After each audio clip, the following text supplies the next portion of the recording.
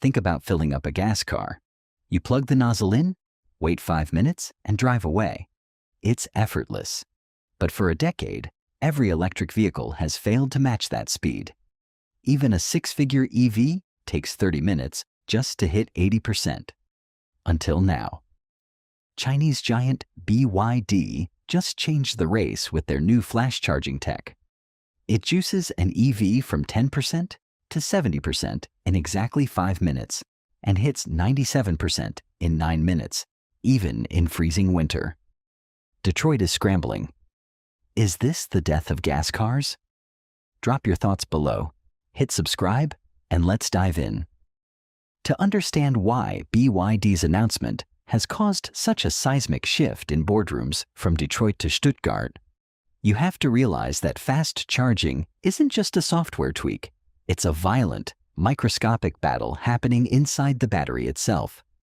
For decades, battery engineering has been trapped by a brutal law of physics. You can have high energy density, the range that lets you drive for hours, or you can have ultra-fast charging. Historically, you couldn't have both.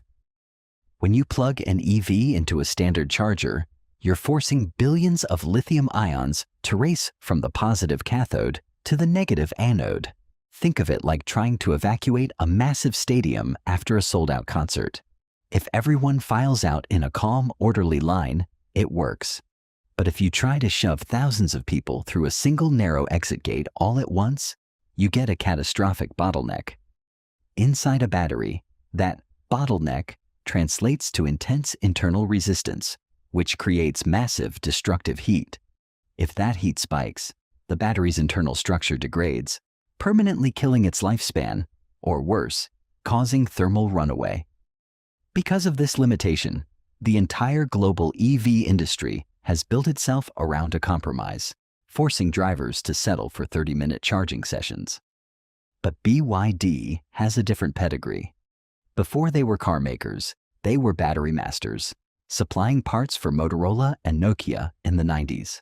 They don't approach this as a car problem. They approach it as a chemistry problem. They spent 6 years asking a simple question.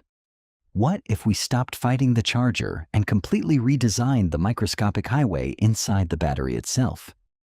The breakthrough BYD unveiled relies on 2 pieces of technology working in absolute synchronicity: their second-generation blade battery and a monster 1,500 kilowatt flash charging architecture. To completely bypass the standard chemical bottleneck, BYD engineered what they call a flash pass ion transport system. They reformulated the liquid electrolyte and realigned the internal graphite particles to create a microscopic 3D high-speed lane for lithium ions.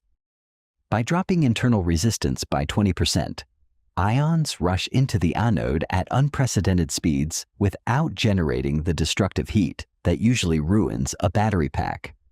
The raw numbers are striking: 10% to 70%, 5 minutes flat. 10% to 97%, just 9 minutes.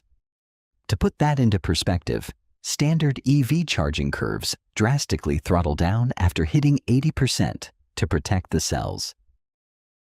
BYD's new architecture maintains its sprint almost all the way to a full tank. But the engineering team didn't stop at room temperature. Cold weather has always been the ultimate Achilles heel for lithium iron phosphate chemistry, causing liquid electrolytes to freeze up into a sluggish gridlock. BYD's solution is a full-spectrum intelligent thermal management system. When the car detects a flash charging command at -30 degrees Celsius, it uses targeted internal currents to instantly warm the cells from the inside out. The result? Hitting 97% capacity in the absolute dead of winter takes just 12 minutes. Best of all, they achieved this without adding volatile rare earth metals. It is a highly stable evolution of their existing chemistry, meaning it remains incredibly cheap to manufacture at a massive global scale. But here is the part of the story that most tech reviews completely overlook, and it's where the engineering gets incredibly clever. If you show a traditional power grid engineer a charger delivering 1,500 kilowatts of juice to a single car, they won't celebrate. They will panic. Pumping that much raw electrical power instantly into a vehicle runs the risk of destabilizing local substations and blowing out transformer lines. If 10 cars pull up and demand that much power simultaneously, the local grid crumbles. This infrastructure barrier is exactly why Western networks have rolled out ultra-fast chargers so slowly. But BYD bypassed this entirely by treating their stations as giant, self-contained energy banks. Instead of drawing 1.5 megawatts directly from the city grid when you plug in, each station features an integrated 185 kilowatt-hour battery buffer. It slowly and quietly sips power from the grid 24/7 or hooks into overhead solar arrays, storing it up like water in a reservoir. When a car pulls up, the station dumps that concentrated reservoir of stored energy into the vehicle instantly. This brilliant design reduces local grid capacity requirements by roughly 60%. It shields the city from massive power spikes, allowing BYD to drop these stations almost anywhere without requiring multi-million-dollar utility upgrades. And they are moving at a terrifying pace. BYD has already deployed over 6,100 of these flash charging stations across 300 cities, with a clear roadmap to hit 20,000 sites by the end of the year. They aren't just building cars anymore. They are quietly taking over the global energy infrastructure. What is driving the sudden panic among competing legacy automakers is not environmental idealism. It is raw economics. For the past year, Western automotive executives have leaned heavily on massive trade barriers and sweeping tariffs to keep highly competitive Chinese EVs completely out of markets like the US and Europe. But BYD's rollout strategy shows they aren't just trying to export cars. They are weaponizing the technology itself. The global rollout is already live, spearheaded by their premium Denza Z 9 GT wagon. This monster pairs their 5-minute flash charging capacity with a record-breaking, mass-production pure EV range of 1,036 kilometers. But the real threat to Detroit isn't just the car. It's the IP BYD has aggressively established massive patent families across Germany, Japan, and the UK. Because China recently restricted unapproved overseas transfers of core LFP battery tech, international automakers are scrambling to secure legal cross-licensing deals just to stay competitive.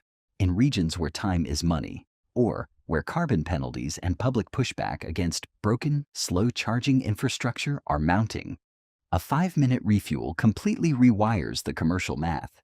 If a fleet operator or a daily commuter can manage their electric vehicle exactly like a gas car, the entire psychological barrier to adoption evaporates in a single move.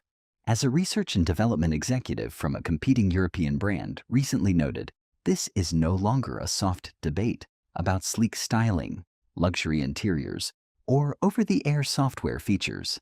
This is a brutal, high-stakes race to see who can avoid being permanently left behind by a fundamental shift in physics. Yet, turning a brilliant laboratory and infrastructure demonstration into a global standard is a long, difficult road. To be completely objective, the 5-minute future faces some massive real-world bottlenecks. First, there is the intense reality of regulatory friction. Building codes and high-power electrical certifications move at a bureaucratic crawl. Every country trying to implement 1,500 kilowatt charging architectures needs to run its own independent safety trials, update local utility frameworks, and train a specialized industrial workforce to handle these extreme high-voltage systems safely. BYD can share the chemical blueprints, but local governments have to do the heavy lifting of updating their infrastructure. There is also the question of capital investment.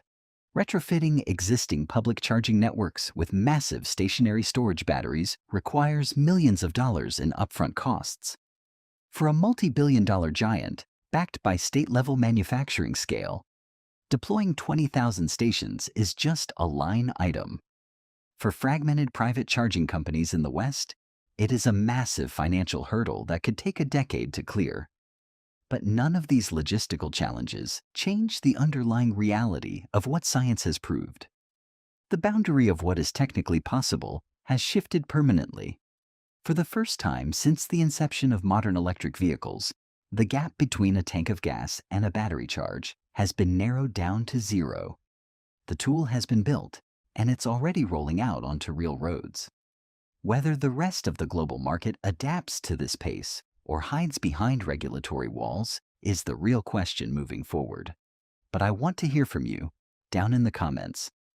If charging an electric car now takes the exact same amount of time as filling up a tank of gas, what is your remaining excuse for not making the switch? Or do you think the electrical grids outside of China are simply too outdated to ever let this technology thrive at scale? Drop your thoughts below, let's get a debate going, and I'll see you in the next one.